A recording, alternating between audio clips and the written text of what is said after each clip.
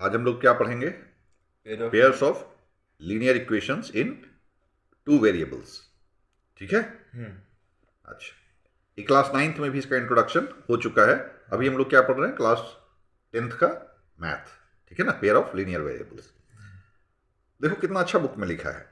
एक एग्जाम्पल दिया है, ये फिगर दिखाया है। ये बच्ची खेल रही है, वो जो हम लोग एक गेम खेलते हैं ना, फंसाने वाला। ठीक है ना। इसके पास 20 रुपए हैं टोटल, इसके पास 20 रुपीज है। इसको ये उफला का गेम भी खेलना है और ये राइट्स भी करना है। ठीक है। तो देखो लिखा है, Akhila went to a fair in her village, she wanted to enjoy rides on giant wheel and play hoopla. ठीक है। अब इसका इक्वेशन ऐसा है कि the number of times she played hoopla is half the number of rides she had on giant wheel. मतलब एक question है कि भाई जो अखिला है उसने नंबर ऑफ टाइम्स जितने बार हुपला प्ले किया, that is half the number of times rides she had on the giant wheel. If each rides cost ₹3 and the game of Hoopla cost ₹4, how do you find out the number of rides she had and how many times she played Hoopla provided she spent ₹20? उसके पास 20 रुपए थे। ठीक है ना। उसने hoopla भी खेला और नंबर ऑफ राइड्स भी किए। जो हुपला है वो नंबर ऑफ राइड्स का हाफ है। तो आप बताइए कि उसने कितने बार हुपला खेला और कितने नंबर ऑफ राइट्स लिए। ऐसे इक्वेशंस आते हैं, ऐसे इक्वेशंस नॉर्मली आते हैं। ऐसे इसको कैसे सोल्व करते हैं हम लोग? ये लीनियर इक्वेशंस बनाकर इनको सोल्व करते हैं। तो अब देखो इसका जो, यदि इसको इक्वेशन के फॉर्म में लिखते हैं हम, कहता है denote the number of rides that Akhila had by x. यदि नंबर ऑफ राइट्स एक्स है और number of times he played hoopla by y, तो वाई इक्वल टू x/2 दिया था। भाई हुपला जिसने जितने बार खेला वो नंबर ऑफ राइड्स का हाफ था, तो y equal to x/2 plus उसको 3 रुपीज कॉस्ट होता था किसमें? ये हुपला करने में नहीं, 3 रुपीज कॉस्ट होते थे राइड में। अच्छा भाई 3 रुपीज कॉस्ट होते थे राइड में। तो 3 और हम लोग नंबर ऑफ टाइम्स राइड्स को क्या बोले हैं? x। हम लोग क्या लिखे हैं कि नंबर ऑफ टाइम्स राइड्स को लिखे हैं x।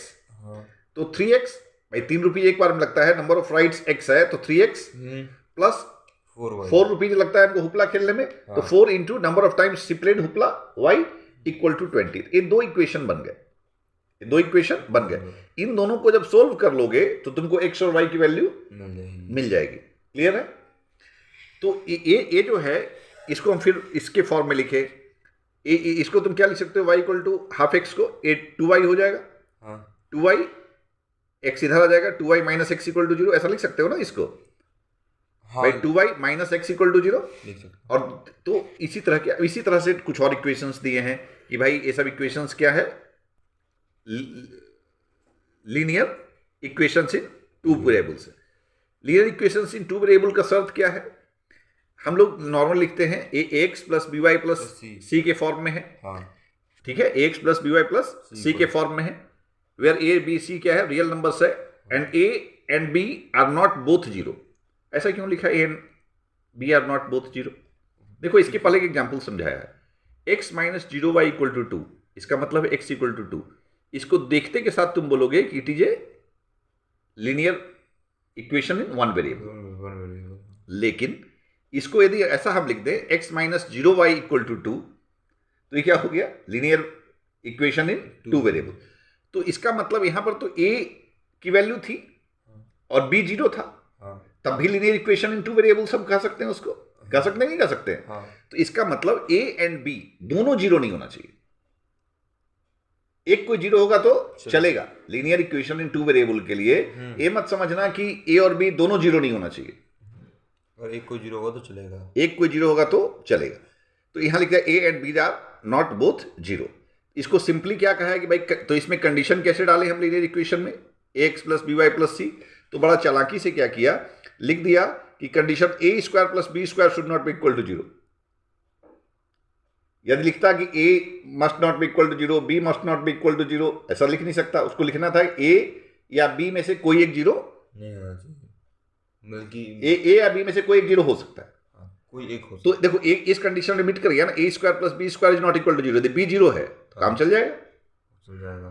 ठीक है, दोनों तो जीरो होगा। हाँ, तो इसमें इक्वेशंस का कंडीशन क्या है, A square plus B square is not equal to zero. और फिजिकल मीनिंग ये समझ लो कि भाई A and B both are, दोनों जीरो नहीं हो सकता।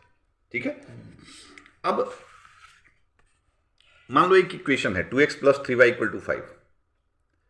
तो इसमें यदि हम x की वैल्यू 1 डालें और y की वैल्यू 1 डालें तो ये 5 हो जाएगा। 2 प्लस 3 5, इक्वेशन सेटिस्फाइड हो गया कि नहीं? हाँ। मतलब 2x प्लस 3y का सॉल्यूशन क्या है, x equal to 1 and y equal to 1। मतलब तभी लेफ्ट हैंड साइड और राइट हैंड साइड बराबर होगा, तभी तो होगा। तभी होगा। अच्छा, अब ये इक्वेशन देखो 2x प्लस 3y प्लस 5, यदि हम x की वैल्यू यहाँ 1 लें और y की वैल्यू 7 लें तो कितना हो रहा है 23। राइट हैंड साइड इक्वल है नहीं, इक्वल कितना होना चाहिए था 5। भाई 2x plus 3y equal to 5 में x और y की वही वैल्यू रखना है जिससे कि आंसर 5 आ जाए। यहाँ जो x और y की वैल्यू रख रहे हैं, x equal to 1 and y equal to 7, उसमें आ रहा है 23। तो ये उस इक्वेशन का सॉल्यूशन है? नहीं। तो ये क्या था, it is not a solution of the equation. तो सॉल्यूशन ऑफ द इक्वेशन कौन सा होगा, जो इक्वेशन को सेटिस्फाई कर दे। ठीक है, अब इसका कहता है geometrically what does this mean. Geometrically इसका क्या मीनिंग है? It means that point 11 lies on the line representing equation 2x plus 3y equal to 5 and point 17 does not lie on the line. So every solution equation is a point on line representing it. इसमें कोई confusion है, कोई दिमाग लगाने की आवश्यकता है? No. क्यों दिमाग लगाने की? भाई बताओ, ग्राफ बनता कैसे है? जब सारे पॉइंट्स को जोड़ देते हैं। जब x और y की डिफरेंट वैल्यू रखते थे, हाँ, ठीक है ना, उनको जोड़ देते थे। तो यदि x और y की वैल्यू रखने पर वो इक्वेशन सेटिस्फाई हो जा रहा है, हाँ, इसका मतलब क्या हुआ? उस लाइन में जितने भी पॉइंट्स पड़ेंगे, नहीं, इसका मतलब है कि वो जो पॉइंट है, जो पॉइंट आया वो उस लाइन पे है। यदि वो इक्वेशन को सेटिस्फाई नहीं कर रहा है, इसका मतलब उस लाइन पे नहीं है। भाई बैकवर्ड जाओ, जब हम ग्राफ ड्रॉ करते थे तो क्या करते थे, x की वैल्यू लिखते थे, y की वैल्यू लिखते थे, डिफरेंट x और डिफरेंट y की वैल्यू लिख करके जोड़ते थे, तो वो सारे पॉइंट को जोड़ने पर वो लाइन बन जाता था। अब एक उल्टा सवाल पूछ रहा है कि भाई कोई यदि पॉइंट जो है, कोई कोऑर्डिनेट x और y का यदि सेटिस्फाई कर रहा है इक्वेशन को, तो तुमको तो दिमाग लगाने की आवश्यकता है। सेटिस्फाई कर रहा है इसका मतलब उस लाइन पे है, नहीं सेटिस्फाई कर रहा है इसका मतलब उस लाइन पे नहीं है। क्लियर है? तो इसमें कोई ऐसी इशू नहीं है। ठीक है, पेज में इसको रिट्रेट कर रहा है। In fact this is true that for any linear equation that is each solution x y of a linear equation in two variables, general form क्या है उसका, ax plus b y plus c equal to 0, corresponds to a point on the line representing the equation and vice versa. यही चीज़ तुमको समझाए हैं, इसको आप दिमाग में बैठा भी लीजिए और थोड़ा सा याद भी करो। तो मतलब उस लाइन पे जितने भी पॉइंट्स आएंगे वो सॉल्यूशन होगा? हाँ, सॉल्यूशन होगा। अच्छा ठीक है भाई, इसका मतलब तुम ये भी समझ लो कि कोई स्ट्रेट लाइन यदि है, हाँ, तो उस पर इनफाइनाइट नंबर ऑफ पॉइंट्स आ सकते हैं, हाँ, यदि कोई इक्वेशन, और उसका इनफाइनाइट सॉल्यूशन भी हो सकता है। हाँ, ठीक है, now consider equation 2 and 1 and 2 are given above. These equations taken together represent the information we have about Akhila in the fair. ठीक है, वो तो अखिला के एग्जांपल को फिर से एक्सप्लेन कर रहा है। ठीक है ना, these two variables equations are in the same two variable x and y. Equations like these are called pair of linear equations in two variables. जो अखिला को का जो प्रॉब्लम था उसको सोल्व करने के लिए दो इक्वेशन बना, उनको क्या बोल देते हैं, pair of linear equation in two variable. उसको जनरली हम कैसे कर सकते हैं, जनरलाइज करने के लिए a1x plus b1y plus c1 equal to 0, a2x plus b2y plus c2 equal to 0, दोनों इक्वेशन को इस तरीके से लिख सकते हैं।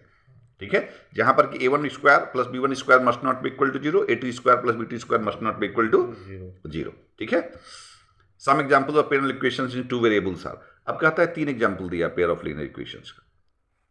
ठीक है, ये क्यों दिया है ये तुम धीरे से समझोगे। Do you know what do they look like geometrically?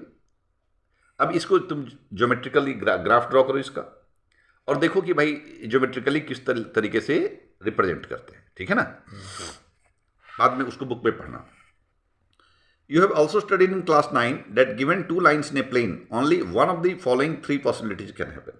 कहता है यदि दो लाइन केवल प्लेन में हैं तो केवल 3 पॉसिबिलिटी हो सकती है, या तो आपस में कहीं ना कहीं टकरा जाएंगे वो, the two lines will intersect at one point, the two lines will not intersect, वो कहीं नहीं मिलेंगे जाकर, दे आर पैरेलल, या फिर एक दूसरे के ऊपर चढ़ जाएंगे, या कोई इंसिडेंट रहेंगे।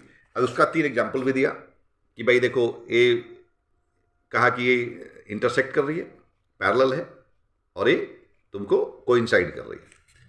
ये फिर जो अखिला वाला एग्जाम्पल है उसको समझाया है, ठीक है, कि A Y equal to half X, X minus 2y equal to 0, ठीक है, और इसको जब सोल्व करेंगे थे वो ना x minus 2y equal to 0 जैसा बताए थे, और 3x plus 4y equal to 20, 2 equation बने, दोनों का ग्राफ के लिए तुमने टेबल बनाया, x की डिफरेंट वैल्यू रखा, कोई भी आर्बिट्रेरी वैल्यू रखो, और y की डिफरेंट वैल्यू रखे, और ग्राफ बना दिए, एक graph x minus 2y equal to 0 का ये बना, 3x plus 4y equal to 20 का ये बना, ठीक है।